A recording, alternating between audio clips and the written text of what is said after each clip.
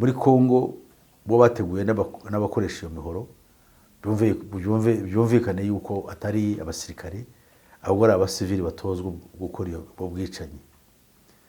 Tukaba twumva kandi irindi banga rivuga ngo none iyo mihoro izakoreshwa cyane nk'iturufu y'iterabwoba ku bantu bose bashaka gushyigikira umutwe witwa Fleuve Congo, kuko murumuna wa Nanga wari yabaye n'umudepite, ariko nushoboye ko nawe niba ntibeshye yuko bamutwikiye amazu kimwe na Nanga barayasakura, kuko amasezerano yabo aravuga ngo igihugu bashobora gufasha ni igihugu kiri mu muryango wa OTAN mu gihe gitewe. Ukraine ntabwo iri mu muryango wa OTAN. Kuyifasha muri buriya buryo igihe cyose bikaba bikomeza ni gahunda yo kugira ngo Iran yarashe kuri Israel bahamya yuko nta damage mu imbunda zose barazifashe cyangwa za misiri nyinshi barazifashe. Amakuru aravuga ngo hari ibyo bahishe Israel yahishe byayibayeho. Ni ibiki yahishe ku bijyanye n'igitero Iran yayigabyeho? Hari ibyo yahishe, hariho abantu bavuga ngo ikigo cya gisirikare cy'ahantu hitwa Korea Automobile High Technology Limited. Izi ni inzobere mu bukanishi bw'imodoka zikorerwa muri Korea nka Kia na Hyundai. Zifashisha ikoranabuhanga rigezweho zigasuzuma ikinyabiziga abakanishi bakagikoraho rikaka. Niba kandi uri no ku rugendo imodoka yawe ikagira ikibazo, hamagara aba bahanga bakudepane aho kuyiha barupigapiga ngo bayangize kurushaho. Aha hari na piyesi zose z'imodoka zakorewe muri Korea, bakagira n'amavuta meza cyane yo mu bwoko bwa Kicks, yaba ya motera, ya buwate na ya feri, atuma ubuzima bw'ikinyabiziga cyawe buramba. Batera imodoka igasubirana agaciro, bayoze igataha ari mutongoro. Namwe mutunze imodoka z'ubundi bwoko cyane cyane ubu bugezweho, ibanga ni uguhora ugisha inama muri Korea Automobile High Technology bakagukorera maintenance, imodoka igahora ari mu ryerye. Ni Gikondo hateganye neza na paruwasi gatolika ya Gikondo. Mu ivuriro Everlife nahivurije umwijima, mpivuriza n'iby'amabanga y'abashakanye, bankoraho riraka, n'abahanga pe. Nyuma yo kugira ikibazo cy'imisemburo mike bandangiye ivuriro Everlife, ndarigana baramfasha, icyo kibazo kirakemuka.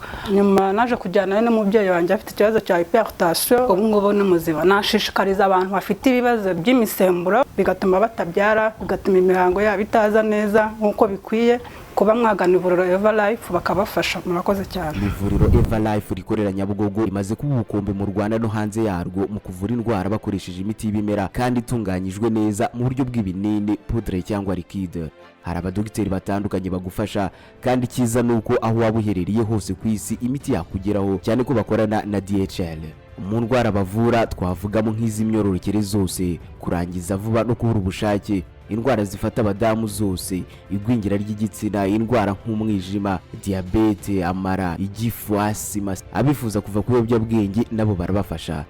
Ku bindi bisobanuro wahamagara cyangwa ukandikira muganga. Everlife, icyizere cy'ubuzima. Twongeye kubasuhuza, turabifuriza kugira ibihe byiza abadukurikiye. Turi kumwe na Pasiteri Musisi nk'ibisanzwe, aho tugiye kuganira mu ngingo zitandukanye. Pasiteri, ni amahoro?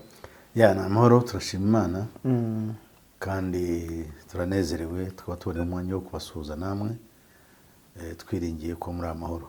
Muri uwo mwanya rero no gusuhuza abavandimwe n'abantu bose bavuga Ikinyarwanda, kuko ari Abanyarwanda cyangwa ari abanyamahanga bari mu Rwanda cyangwa hanze yarwo, tutibagiwe abari mu biyaga bigari, mu karere kacu k'ibiyaga bigari n'umuryango wacu wa East African Community. Twari umwanya wo kubasuhuza rero bari hirya no hino kuri umugabane wacu wa Afurika mugari, abari hirya no hino ku migabane igize umubumbe wacu, n'abari mu birwa bya hafi n'ibyakure bikikijwe n'amazi magari.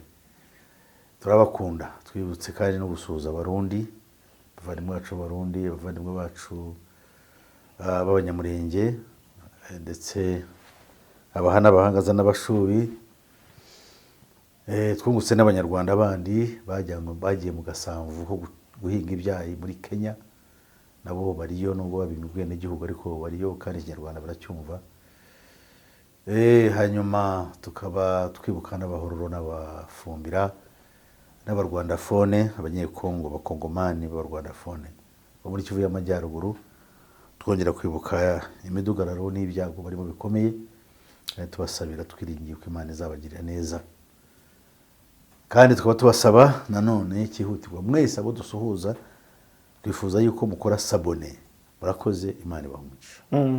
Ya pastor, reka duhere kuri iyi ntambara y'imihoro mu karere k'ibiyaga bigari. Mu minsi yashize nibwo amakuru yagiye acicikana avuga ko hari imihoro kontineri enye zuzuye imihoro leta y'u Burundi ngo ishobora kuba yaraguze mu Bushinwa ikanyura muri Tanzania. Nta muntu n'umwe wigeze ubyemeza mu rwego ruri official. Hanyuma nyuma gato rero hari n'umunyamakuru umwe wo mu Burundi wafunzwe azira ibintu nk'ibyo ngibyo ngo yabivuze. Hanyuma ejo nibwo nahoze ndeba kimwe kuri imwe muri YouTube za hano mu Rwanda yanditse ko Kongo ngo yinjije ngo abakomando barwanisha imipanga. Hari aho bihuriye ni intambara uri kuvuga? Hari aho bihuriye? Bishobora kugira isano ubwo amakuru ufite ni ukuvuga yuko mu Burundi ishobora kuba ari transit. Imvura ishobora kuba yarabaye transit nubwo nta bihamya 100%, cyangwa ishobora kuba yaraguzwe ariyo gukora hombi muri ya gahunda ngari yo kuzana ibyago bikomeye muri kano karere. Muri Kongo bo bateguye n'abakoresha iyo mihoro byumvikane yuko atari abasirikare ahubwo ari abasivili batozwa gukora iyo bwicanyi. Tukaba twumva kandi irindi banga rivuga ngo none iyo mihoro izakoreshwa cyane nk'iturufu y'iterabwoba ku bantu bose bashaka gushyigikira umutwe witwa Fleuve Congo, kuko politically ni threat kuri leta ya Tshisekedi.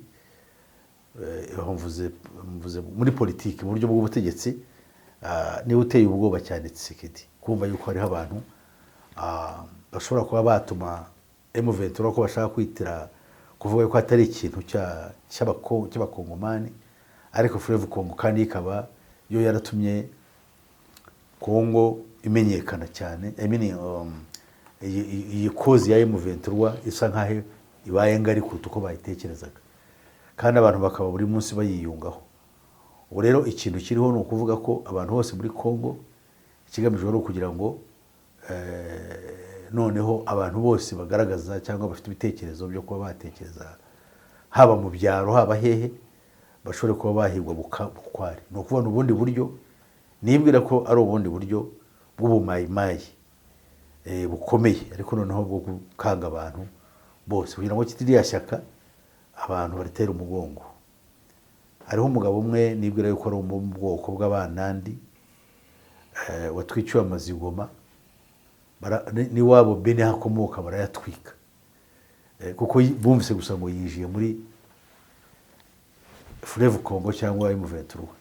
Ibyo rero bikaba arimo ibintu bigaragaza yuko nibwira yuko n'uwitwa hariho umugabo wa murumuna wa Nanga wari yabaye n'umudepite, ariko nushoboye ko nawe niba ntibeshye yuko bamutwikiye amazu kimwe na Nanga barayasakura bakora ibikorwa bibi bimeze kuriya. So abantu rero bari disparate muri Afrika. Hari ukuntu bagenda bari abantu bashaka kurimbura Afrika bakabakoresha ibintu nk'ibyo kandi bakabashyiramo n'uwo mwuka.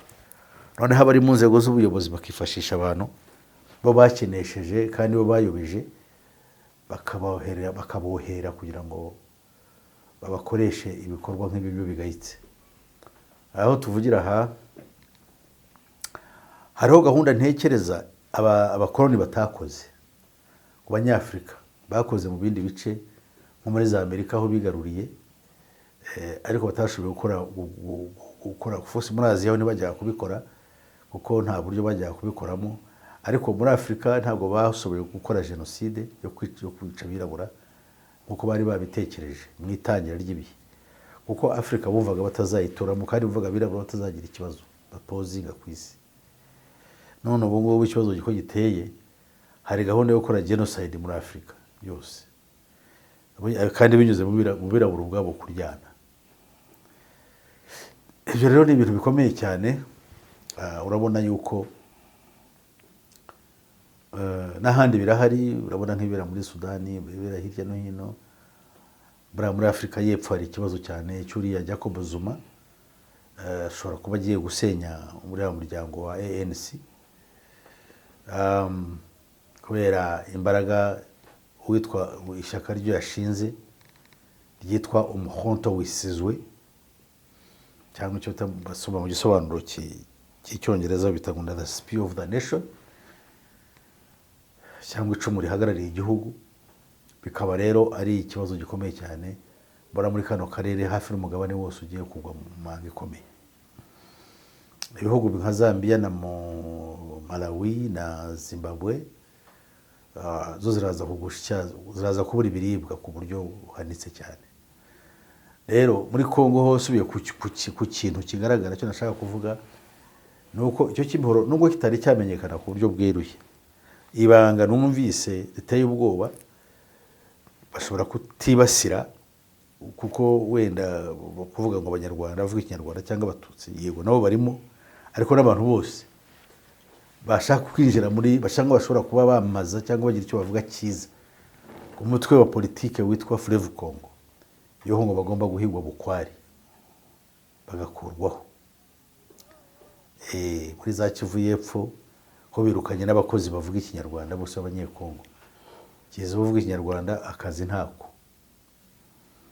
Hanyuma rero ubwo ukibaza kandi ukuntu bavuga ngo bazanye Masunzu, Generali Masunzu w'umunyamurenge kuza kuhagararira imirwano mu ntara y'Amajyepfo, muri Kivu y'Amajyepfo, kandi bene wabo birukanye ku kazi, kimwe n'uwitwa Kabundi nawe nawe ngo ni generali bamushyize muri Kivu y'Amajyaruguru, kandi babikoreye ko ari abantu bavuga ikinyarwanda bashobora kuba aribo babafasha mu kurwanya abo bantu.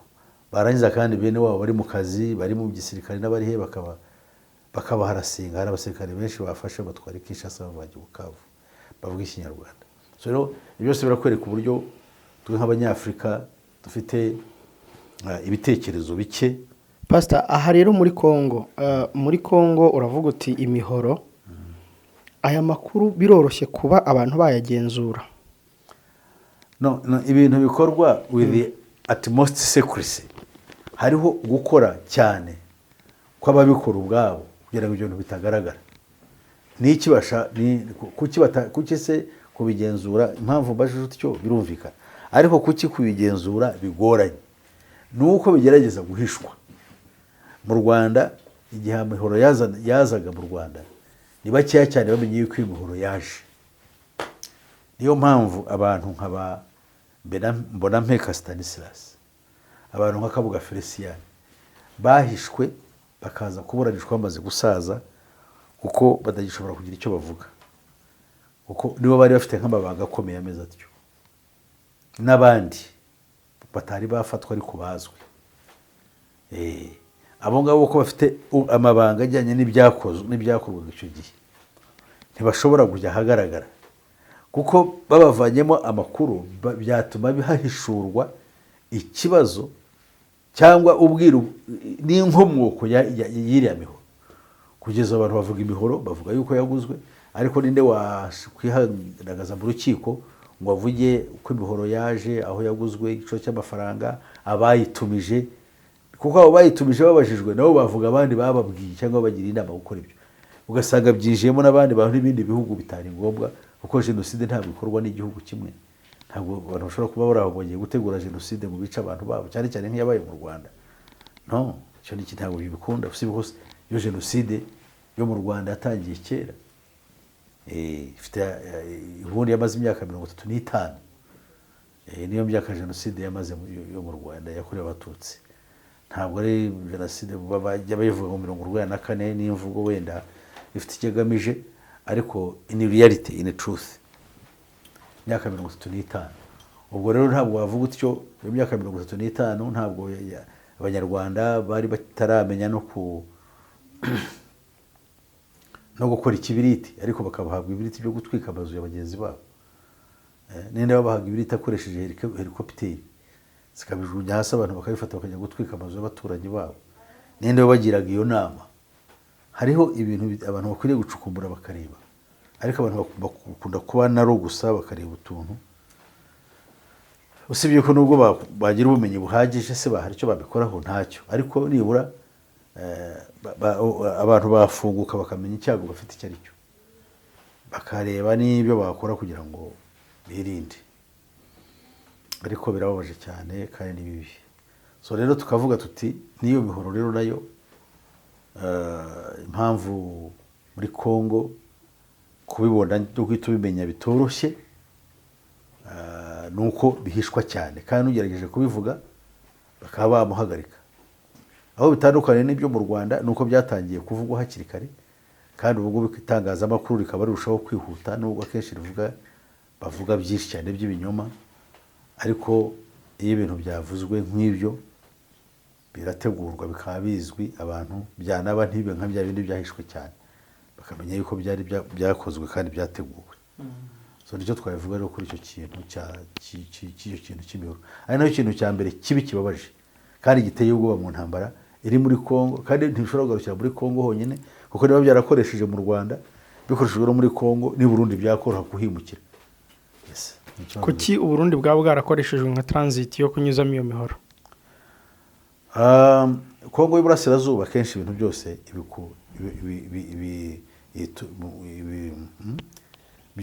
bihaha hanze bikunze kunyura ku myaro cyangwa ku byambu bibiri bizwi, icyambu cya Dar es Salaam n'icyambu cya Mombasa.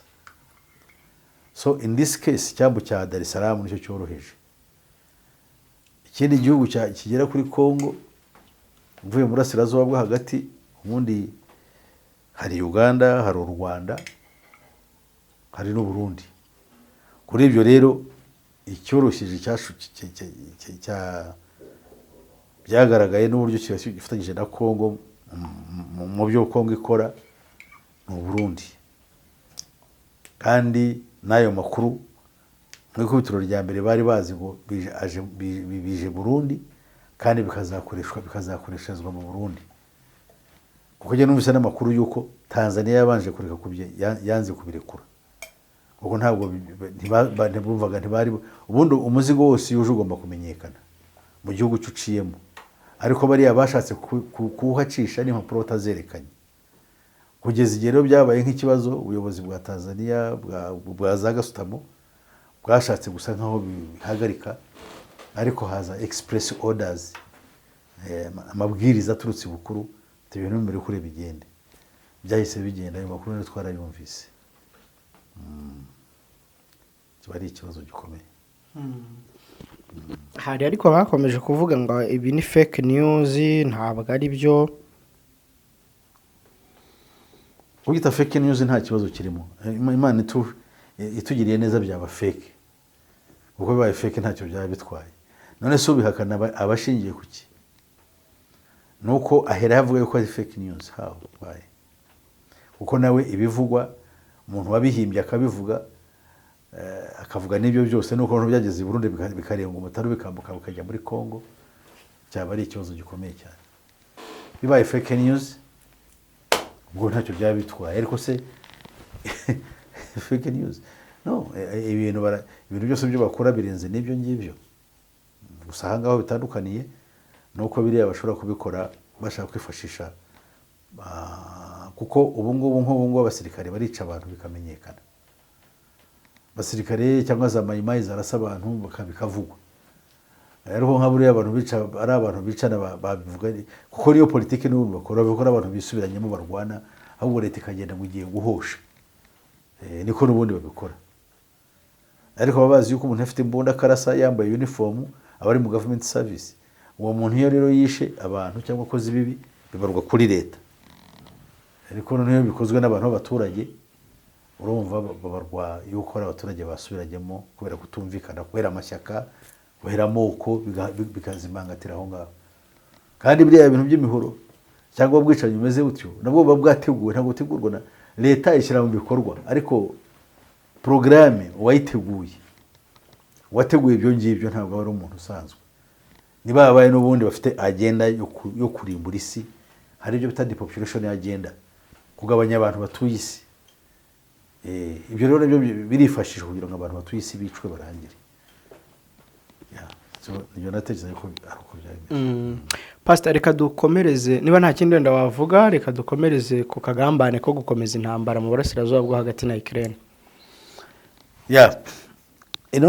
ino gahunda yo gukomeza iyi ntambara, kamanze ntangira na kino kintu cya Biden cyo gusinya kuri bill kugira ngo ihinduke itegeko ryemezwe muri parliament, noneho ryo guha ibihugu nka Israeli, ibihugu nka Ukraine intwaro na Taiwan. Iyo urebye ibirimo bikorwa, impamvu tubyita ari akagambane gakomeye cyane, Uburusiya yaba Amerika yaba biriya bihugu byose bikorana nayo ndetse na Ukraine ubwayo izi yuko iriya ntambara bakomeje gukuririza imyaka y'imaze ntacyo igeze igereho, ahubwo bituma abantu benshi bashira bagapfa, abandi bagahunga n'ibintu byose bigasenyuka. Ibyo rero barabikora kandi baziho kuva babikora ntacyo bigeze bageraho. Ikintu kintangaza nuko Abarusiya basa nkaho ibyo bintu nabyo babyinyoye, mbese bibanejeje, bo bari ku rugamba. Kuba otani ye ku mugaragaro ishaka gufasha biriya bihugu ufatanyije n'ibindi bihugu, otani ni ukuvuga uriya muryango ushinzwe gutabarana hagati y'ibihugu by'Uburayi bw'Uburengerazuba na Amerika ndetse na Canada. Uburusiya bukinumira bugategereza gusa yuko biza kubaho bakarwana. Hari umugambi uhishe inyuma ya kiriya kintu, ntabwo ubundi bakaye babyemera yuko ibyo biba, kuko Uburusiya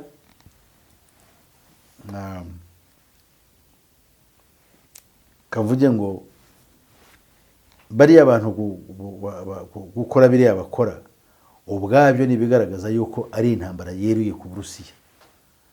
Niba rero bateye Uburusiya, kuko amasezerano yabo aravuga ngo igihugu bashobora gufasha ni igihugu kiri mu muryango wa OTAN mu gihe gitewe. Ukraine ntabwo iri mu muryango wa OTAN. Kuyifasha muri buriya buryo igihe cyose bikaba bikomeza, ni gahunda yo kugira ngo iyo ntambara igiye kurangira, iyo ntambara ikururuke kugera mu cyateganyijwe. Kuki Uburusiya bubyumva ntibubyamagane, bukamenya nuko babiziranyeho, iyo ntambara igomba gukomeza. Icya kabiri gikomeye nuko Taiwan irazira mwiki. Taiwan yari isanzwe hari, Taiwan Abashinwa nibo bayiburana, bafite impamvu zabo, bavuga ko bwari ubutaka bwabo kuva kera, cyari igice cy'ubutaka bwabo cyangwa cy'igihugu cyabo. Kandi Abashinwa ni igihugu gikomeye kirimo gitera imbere mu gisirikare no mu bukungu. Gukomeza rero kuvuga ngo ugiye gutanga amafaranga ngo kirwanye, tuzi yuko icyakabaye gifasha Taiwan ariho cyakorwa kuva mbere hose n'Ubushinwa, ni ibintu by'ibiganiro. Ntabwo ari ikibazo cyo gushoramo amafaranga. Iyo ushoramo amafaranga hari ushaka kuvuga iki? You are provoking a war. Ni ukuvuga ngo urimo urashyira ibintu ku rwego rw'intambara, kuko ushizeho amafaranga yo gufasha Taiwan. Ni ukwifasha mu buhe buryo? Ayo mafaranga ashobora kwifasha mu gutegura intwaro n'ibindi bikoresho by'ubwirinzi. Icyo gihe rero biri ku war footing, ubishyize ku rwego rw'intambara, ntabwo bikiri mu rwego rwa diplomasi rwo kuvuga kureba ikibazo ku buryo cyakemurwa. Niba se bigiye kuri urwo rwego, abo muhanganye nabo baburana na Taiwan ko ari Abashinwa nabo bakaba ari igihugu gikomeye, tuba twumva yuko iherezo ryabyo ari iriya. Icyo ni ikintu gikomeye. Icya gatatu ni Israel. Israel uyihaye intwaro n'ibikoresho byose bikomeye, kandi mu kanya ukavuga ngo ibangamiye amahoro mu karere k'uburasirazuba bwo hagati. Bivuze iki? Bivuze ikintu gikomeye cyane. Bivuze ngo amahoro hariya ntashobora kuhaba, kuko imitwe y'iterabwoba nka Hezbollah yo irakomeza gutera no kuzana amage muri kariya gace, bo ntabwo basura kurikiraho. Israel uhaye intwaro nayo ibaye muri ubwo buryo. Ubu ku isi hose hari imyigaragambyo y'abantu bashyigikiye Palestine bari muri Amerika, ubu barigaragambya cyane. Hakabaho n'aburasirazuba bwo hagati bari muri Isirayeli, cyane cyane muri Isirayeli ubwabo, nabo bigaragambya kugira ngo leta yabo yemere kugirana imishyikirano ngo n'abariya ba Hamas. Ikibazo kimeze gitya: Hamas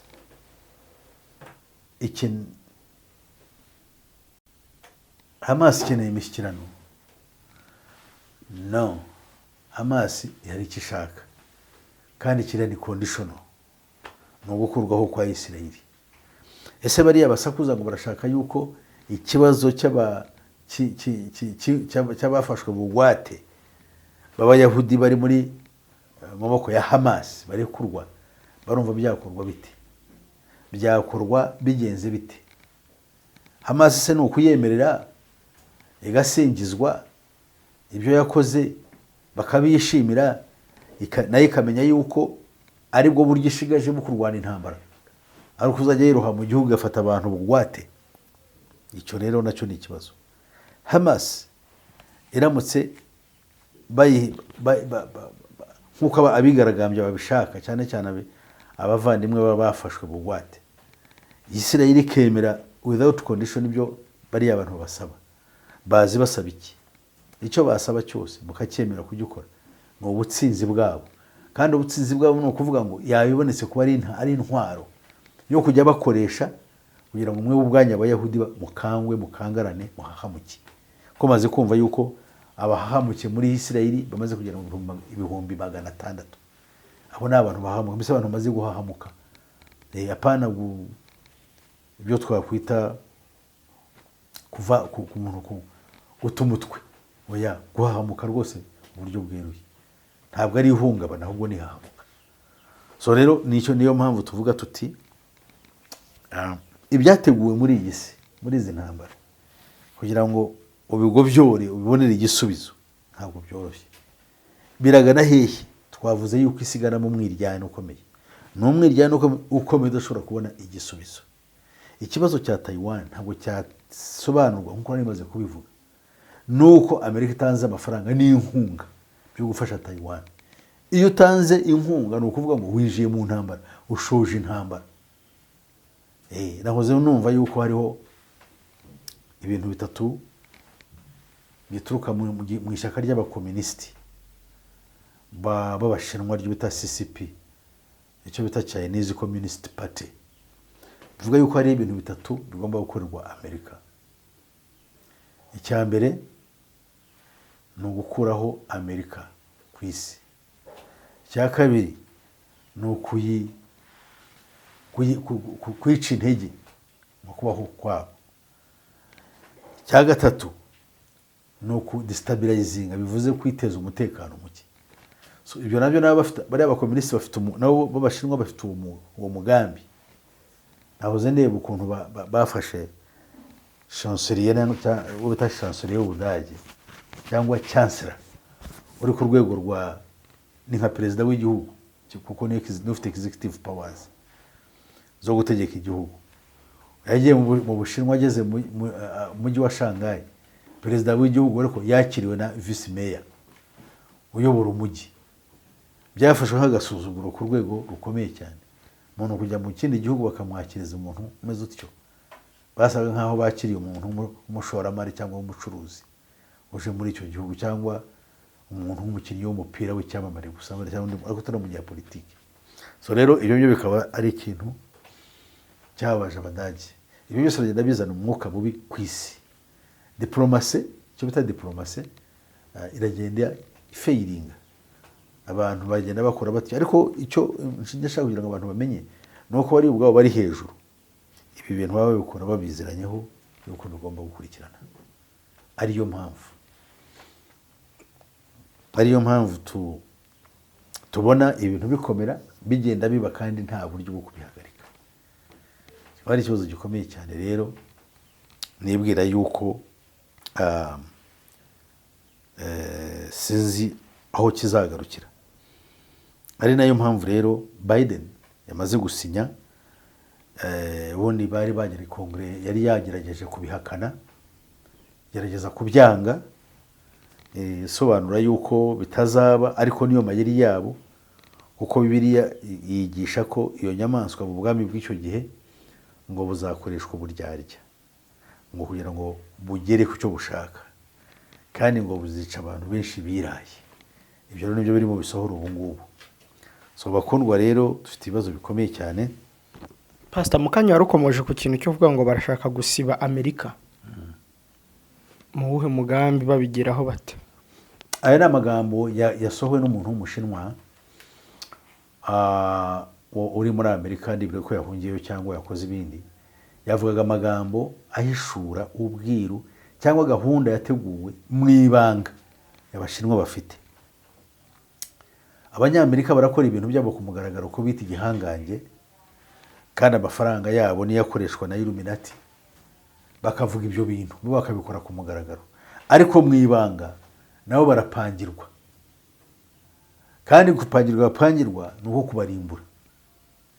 So rero abanyamerika ubwabo ndibwira ko ntabwo biri mu abayobozi bo njya nkuko njya bivuga kenshi, bo barabizi,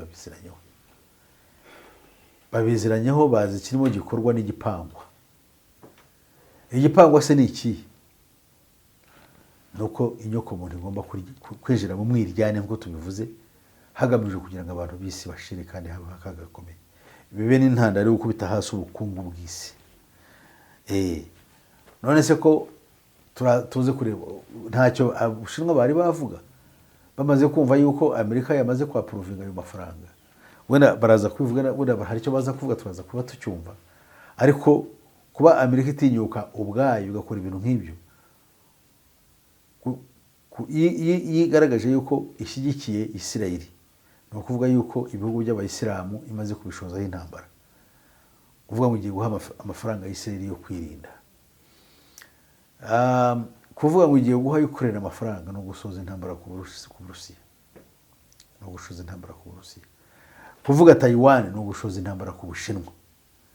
So rero ibyo nabivuga ityo, already ibyo bihugu uko ari bitatu cyangwa iyo migabane uko ari itatu, hari umugabane w'Uburusiya, ndavuga sivuga umugabane nk'ubutaka, ndavuga igihugu runaka, force ikomeye ushyizeho Ubushinwa, ushyizweho na Isirayeli.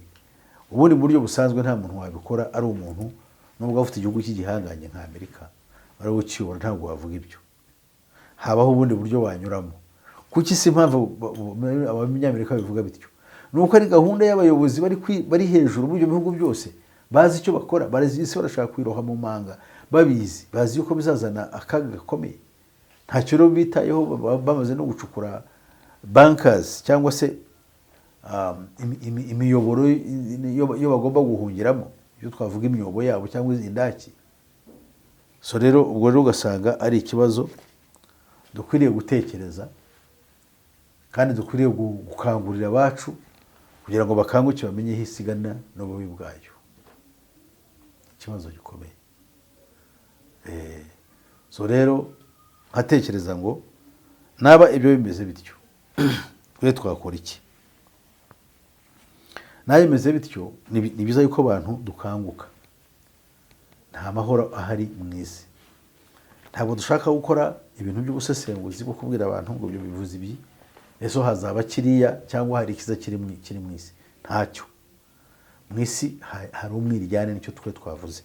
Abantu bagiye kwinjira mu gihe cy'umwiryane, kandi ibi bintu barabikora mu buryo bw'ubwenge.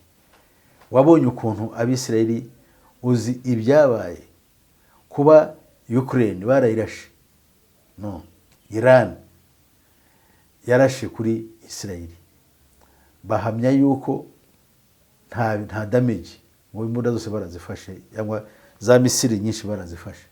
Amakuru aravuga ngo hari ibyo bahishe, Isirayeli yahishe byayibayeho. Uzi impamvu se Abayisirayeli bamaze kurasa bahise bihorera, ariko Iran ntabwo yasubije. Amakuru mfite nuko ejo ku tariki 22 bashyize ahagaragara intwaro, wenda nzabisobanura, nzabishyira ku murongo neza mbisobanure. Intwaro zifite ubushobozi buruta bwa bita Patriot system y'Abanyamerika, cyangwa se bita S400, nayo ni missile system yo gutega ikaba yafata kumira cyangwa gusama ibitwaro aho byaturuka hose. So rero biriya ibintu byo Isirayeli yakoze byakoze kuri abantu hariho ukuntu bakora ibintu barangiza bashaka kugira ngo twebwe abaturage, uko abaturage cyane cyane bangaye ko abaturage bo mu Burayi bw'Uburengerazuba ntabwo bajya bashaka yuko bakora panike, uracyumva, mbese guhahamuka, kuko bahahamutse ibintu byagira. Ariko kuba rero baracecetse Iran igasa nkaho ibimize, ariko igatangaza noneho ibitwara ifite, kandi noneho bishobora kuba byatuma Isirayeli itayirasa nk'uko babitekereza, kandi bakabisohora hanyuma ariko ntacyo bavuze, nta n'icyo bakoze, bose baba babyumvikanyeho. Mwebwe ni mukubita gatoya, bariya abantu bo mu Burayi ntabwo turi bakiri, kuko bo ni abantu barezwe nabi, ngo ni abantu bari free, ni abantu bafite ubwisanzure, bari mu bihugu bya demokarasi. Cyo ushaka kuvuga uracyumva, ubwo bazajya mu imihanda bagire bate, bigaragambye, nibigaragambye ubwabyo bizana neza za guverinoma zabo, wa mugambi bashaka ntibazashobore kugeraho. Nko mu Bushinwa ntabwo bigaragambye, no muri bihugu by'abayisilamu akenshi ntabwo bigaragambye, kuko bo bahita bafite ibyemezo byo kwinjira mu bintu, nta kintu batinya, nta n'ikibakuje isoni, bakora biriya bya terorisme. Nk'uko ubu nahoze numva ngo Hezbollah mu kanya yarashe, nibo bwa mbere yashe umuzinga ugiye kure, misile barashe, misile yije cyane imbere muri Isirayeli, bamaze kuharasa. Ntabwo tuzi damage iriho, ntabwo tuzi yuko uko Isirayeli iza kuza kubyifatamo. Ariko kuki babikora kuri nuko Iran biri inyuma yaracecetse, hari abayiteye, ariko baravuga ati mugira icyo muvuga muse nk'abagenza buhoro, nubwo Isirayeli bateye ikabibabombarize mwisubiza, ahubwo noneho muce mu bundi buryo busanzwe, baca muri Hezbollah ubu ngubu irimo iratera. Bavuze ko ari igisasu cya mbere barashe kikinjira kure cyane muri Isirayeli, noneho bya bitwaro bashakaga babicishe hariya, bya bindi bashaka gukora bakomeze babikore, mu gihe rubanda rundi ruguru kabirusakuza rucecetse. Kandi bamwe bishimye bati Isirayeli ntabwo ifite imbaraga nyinshi, abasilamu twabahejeje, abayirani ntacyo bashobora gukora, kuko abantu barishimye, urugero baratuza, bumva yuko barinzwe, abo mu Burayi bw'Uburengerazuba. Ikintu gihari gusa ubu ni imyigaragambyo, cyane cyane muri Amerika, abashyigikiye Palestine bavuga bati ntabwo ari byiza, Abapalestina bafite ibibazo, which is okay, nibyo, kuko byose barabifite, kandi benshi muri bo bararengana. Kandi bararengana kubera iki? Kubera ibyago binjijwemo n'iki? Na system ya Satani itegeka isi, kuko ntabwo bakaye bafite. Rwose wowe ikibazo cy'abari abantu, kamanze nkwibariza, ikibazo cy'abari abantu cyazaboneka gite? Icya mbere bakuwe mu byabo, icya kabiri ntabwo bemerwa nk'igihugu, umuryango w'abibumbye isi yose yari yemeye. Amerika irahaguruka iravuga ngo ntabwo nemeye, jewe ndanze, ntabwo igihugu kigomba kwemerwa nk'ikinyamuryango, umuryango w'abibumbye, kugira ngo cye kugira ijwi, kibe nk'ikitariho, kitumvikana. Ibyo rero bikaba ari ibibazo bikomeye cyane. Dore impamvu ari ibibazo. Abapalestina ubwabo bari ku isi bagomba kuba mu Cyongereza ibyo bita to be disparate, kwiheba. Abari muri Amerika bakomoka muri Palestine bumva bigaragambya kuri za ku bigo bya university cyangwa ibigo by'amashuri akomeye muri Amerika, kandi ibyo bavuga asanga birumvikana. Ari nayo mpamvu hari umusore uherutse atari wa wundi witwitse w'umusirikare, hari undi ejo bundi nawe witwitse imbere y'urukiko aho Trump yari ari kuburanira. Uwo yavuze iki? Yaravuze ngo ari Trump, ari Biden, bose ni ibikoresho bya Satani, nta mwiza bafite. Ariheba, aritwika. Ubwo rero biriya bintu bibaye umuco, abantu bose bakajagarara, leta ntabwo yashobora kubikontorora, kuko nibo bafite itangazamakuru, accessibility yabyo, bakumva ibyo ngibyo, kandi bajya kure mu iperereza ryabo bagasanga yuko Amerika ikoreshwa na Satani n'abambari babe, kugira ngo Amerika abe igaragara yuko ariyo gashoza mvururu ku isi. Ari ikibazo gikomeye cyane kandi kibabaje. Pastor, mukanya uruvuze uti Isirayeli hari ibyo yahishe. Ni ibiki yahishe ku bijyanye n'igitero Iran yayigabyeho? Hari ibyo yahishe. Hariho abantu bavuga ngo ikigo cya gisirikare cy'ahantu hitwa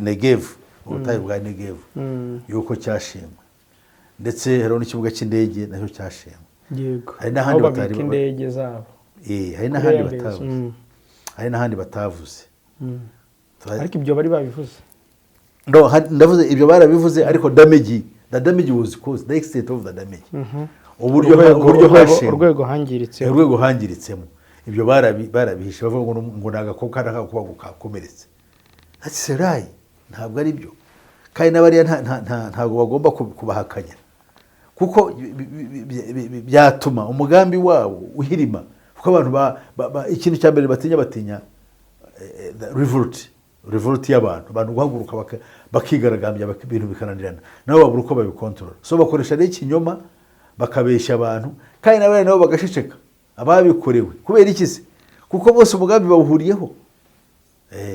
Naho ku byerekeye iby'intwaro n'ibiki byose bano bantu ibintu baba biziranyeho, baba bacecetse bakashora abantu buhoro mu ntambara. Amerika nk'aya mafaranga ubundi nk'aya mafaranga Amerika yasohoye ikayashora gufasha Taiwan, gufasha Israel, gufasha Ukraine, bivuze declaration of war, ubundi bivuze gutangaza intambara ku Bushinwa, ku Burusiya no kuri Iran ubwayo. Niba Iran ejo bundi yaratewe bakayicira abantu bari abantu 12 bari muri consulate cyangwa mu ambassade yabo yo muri Syria, bamara kubica ukumva yuko ari ikintu cyoroshye, that is terrorism, urabishe none urangije kubica ejo baranabateye barabakubise. Yego bariya ba Israel bariya ba Iran no barateye muri uruko kuba bari batewe bihimura, ariko murabateye murabacike. Israel ntabwo yigeze yumvira abayisabaga kutatera, ahubwo kugira ngo wenda ibyihorere bishireho ngaho mu mahoro babyihorere. Ariko bazi ngo abaturage ba Israel ntabwo bakwishimira iyo biza kurangira kuriya, bajya kuba bihebye bavuga bati twasukaye ibisasu, yego twabisamye turabifata, ariko igitero cyadushegeshe n'ejo bashobora kongera bagudukuje bakadutera.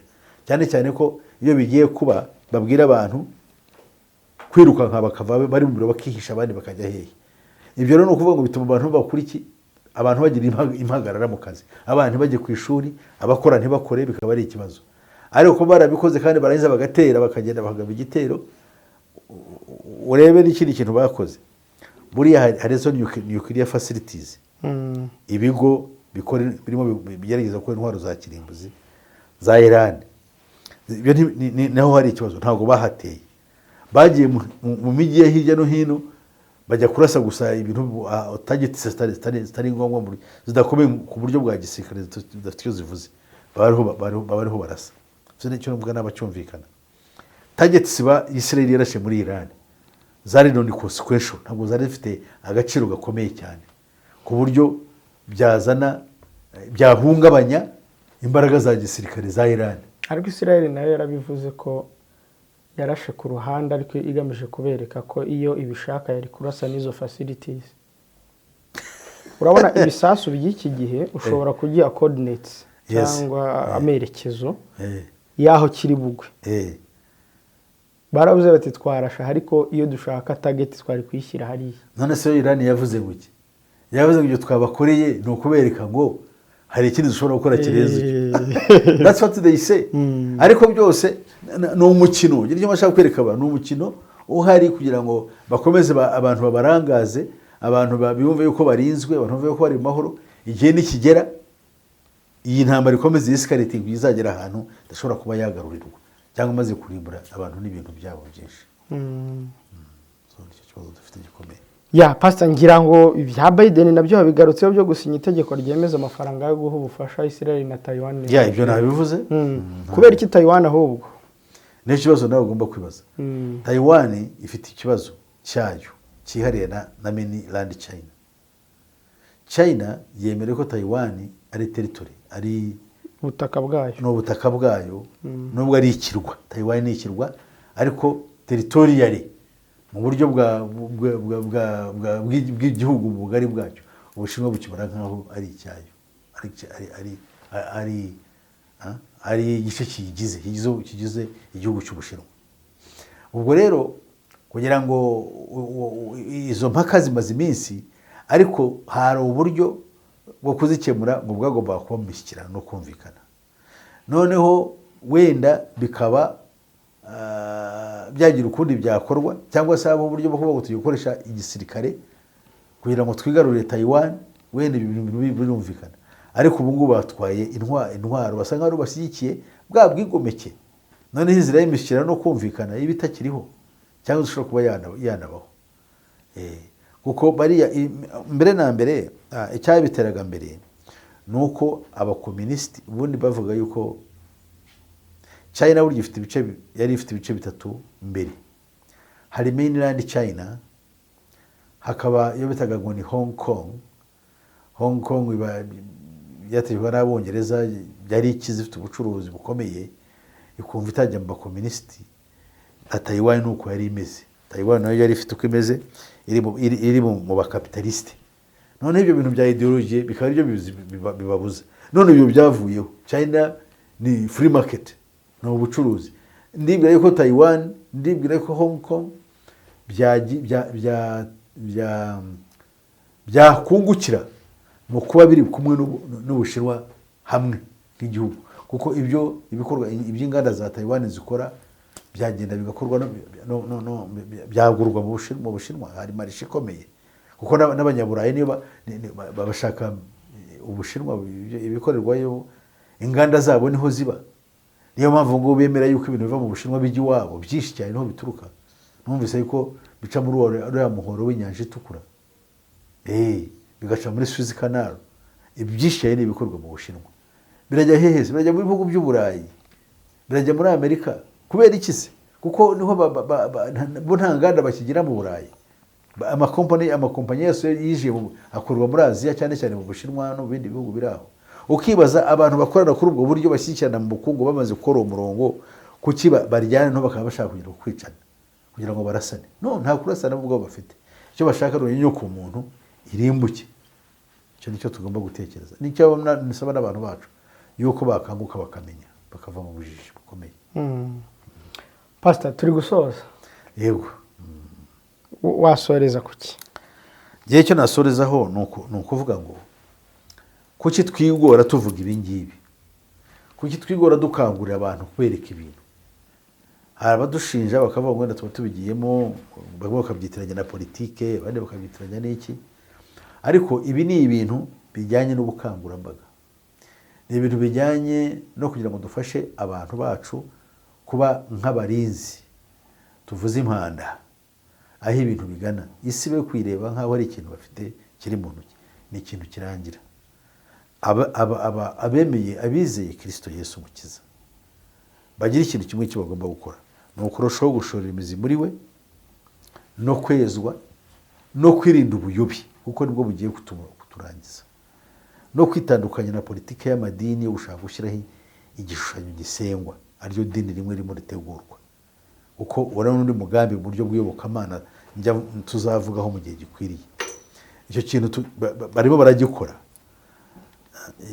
Bamaze kutwica ku isi yose uburyo bwa intellectuality, intellectual line cyangwa se intellectual progress ntabwo ikiriho. Iterambere mu bumenyi biragenda bikurwaho, abantu bahinduka gusa bafite ubwenge gusa bwo buri control, buri mu mashini gusa. Usanga n'amafaranga bagiye kuyashyira mu mashini, abantu bari aho ngo bari control, umuntu atazi ibyo arimo. Ariko ikindi kintu bakomeyeho ni ukureba uburyo noneho iyobokamana ari cyo nzira twari twishigarije naryo baryinjiramo. Iyo mpamvu tuvuga hakiri kare kugira ngo abantu bakanguke, bumva akagambane, conspiracy, cyo twita conspiracy kiriho kunyuka umuntu, bashobore kurohokera ubugingo bwabo, baba maso. Tubivugira kugira ngo abantu bacu bakanguke, ab'ingeri zose, abatizera n'abizera, bamenye yuko hari ikibazo ku isi barimo. Abatizera cyane cyane babiterwa n'iki? Nuko bafite ibindi baba barabwiwe, bashyizeho umutima, bizerera cyane mu isi, bizera cyane muri systeme itegeka isi yuko irimo ibigira uko bazabaho kandi bakabaho mu mahoro. Ntabwo ibyo bashobora kubikora, kuko systeme itegeka isi ntabwo ari inshuti kuri mwe, kuko ntabwo yashyizweho n'Imana. ifite abayishyizeho bayikoresha kandi bayitegeka bayikontora cyane ndetse bayikubita n'ibiboko kugira ngo igende nk'uko bashaka. Twabyumvise muri Bibiliya. So rero Imana ibaho umugisha, ndibwira yuko ibyo aricyo gihe nababwira kugira ngo duhindukirire umukiza. Yes. N'uwo batashaka kwemera nk'abandi bavuga ngo ubukristo ngo ni imana z'abazungu ngo birayanditswe n'abantu. Why are they saying that? Bararozwe. Niyo mpamvu bavuga ibyo ngibyo ntabwo babizi neza. None se icyakabaye kigukiza urimo urakirwanya kandi uragituka. Kandi turakwereka isi yuriho yuko irangira. Kuko niba tuvuga ngo isi irangira no kwifuza kwayo niko biri twigisha. Tugavuga ko Yesu ari hafi kugaruka. Ariko tukabivuga gusa mu magambo. Ntitugaragaze n'ibyo Satani akora kugira ngo bya bindi twavuze bituma isi irangira irimbuka bishobore gusohora. Ntabwo bipfa kukuza gusa. Hariho gahunda yo kubikora. Kandi hariho gahunda yo kubikora itakuretse nawe. Ishaka kugira ngo twese mu bujiji twinjire muri cya kindi. Noneho twese tuzarimbukira hamwe. Nubwo abizera benshi ntabwo bazi ibyo barimo. Hari ubwo bashorwa mu bintu bitari byo ugasanga babikurikiye. Babwo bakanabisingiza ndetse abandi bakajya n'uruhare rwo kubishyira bo ubwabo kuba ari ibikoresho bya systeme itegeka isi kugira ngo ibyo bintu bigerweho kandi bitere imbere. Bajya ugasanga ibyo niba bamaze kubikora rero kimaye ikibazo nabo ubwabo bazaba abafatanyabikorwa. Birasaba rero abantu bafite amaso areba bahawe iyo mpano ntabwo ari jyenyine, dufatanyirize hamwe kugira ngo tujijure abantu bacu bamenye icyago kitwugarije. Imana yo mu ijuru ibaho umugisha kandi ni ukuri murakoze. Rero tugiye kwerekera tugarukiye aha ngaha. Murakoze, Imana ibaho umugisha. Kambaye telefone yanjye igendanwa, ushaka kugira icyo amenya kuri ibyo kirenzeho antelefone kuri 07 88 50 60 76. So Imana yo mu ijuru ibaho umugisha, ikugirire neza, ufashe icyemezo cyo kugira ngo tuganire kuri ibyo bintu. Imana ibane nawe. Iyo habaye ibiganiro